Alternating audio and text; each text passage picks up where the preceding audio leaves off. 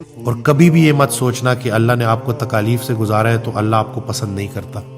رسول اللہ صلی اللہ علیہ وآلہ وسلم کی حدیث ہے کہ جس انسان سے اللہ محبت کرتا ہے اس کو آزمائشوں اور تکلیف سے گزارتا ہے۔ تو آپ اپنے آپ کو خوش نصیب سمجھو کہ اللہ آپ کو ان تکالیف پریشانیوں سے گزار رہا ہے۔ اور بیمار کے لیے رسول اللہ صلی اللہ علیہ وآلہ وسلم کی حدیث ہے جس کا مفہوم ہے کہ اللہ تعالیٰ اپنے فرشتوں کو حکم دیتا ہے کہ میرا بندہ یہ جو بیماری سے گزر رہا ہے اس کی ایک ایک سانس پر نیکی لکھو، وہ نیکی جو یہ کیا کرتا تھا جب یہ صحت مند ہوتا تھا۔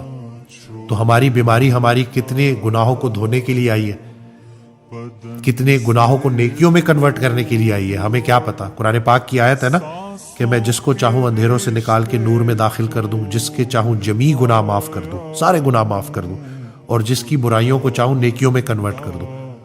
تو ہمیں کیا پتا کہ انسان جس گناہ کو لے کے شرمندہ ہو رہا ہے اللہ اس گناہ کو نیکی میں کنورٹ کر چکا۔